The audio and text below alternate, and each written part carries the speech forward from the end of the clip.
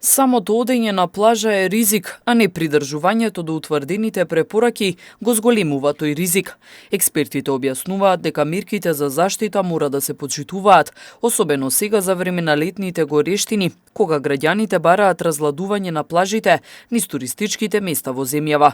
Сликите од изминатиот викенд беа загрижувачки, преполни плажи, собири и забави. Попуштањето на мерките од страна на надлежните ги сватија дека треба потполно да бидеме опуштени, меѓутоа не смееме. Навистина има премногу протоколи, и јас не ги пратам сите. Ово е 44 во однос, мислам дека е протоколот број 44 во однос на плажите и тоа е добро, ако се почитува е добар, меѓутоа гледаме дека не се почитува. Што вели таму? Дека треба да бидеме најмалку метар и пол под еден чадор оддалечени еден од друг, а чадорите да бидат 4 метра оддалечени еден од друг. И навистина, кога би се придржувале до тоа, би било се во ред. Потоа 15 капачи на плажата, на нето 100 метра квадратни, и тоа е добро.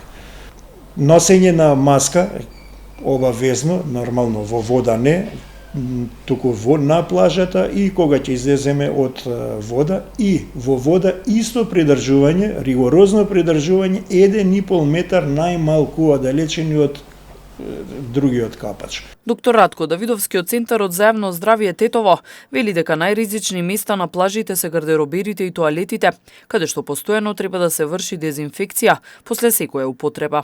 Таму се препорачува и вака на 2 часа треба да се чисти, да се дезинфицира, а сега треба почесто, на 1 час да се дезинфицира.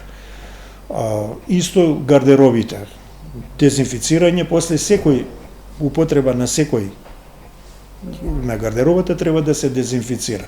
Друго, оние лежалки што се користат, после секоја употреба, иако самите го ја користиме лежалката, влегуваме вода и во излегуваме од вода, треба да се дезинфицира. Јас препорачувам носење на оние дифузери, диспанзери, спрејчиња, што се на база на алкохол или на водороден пероксид. Не би го препоручал иако може и оној на база на хлор, затоа што иритација прави во комбинација со сонцето, многу голема иритација. Пешкирите, опремата за нуркање и сите други предмети кои се носат на плажа треба да ги користи исклучиво индивидуата, односно таквите работи не треба се споделуваат со другите.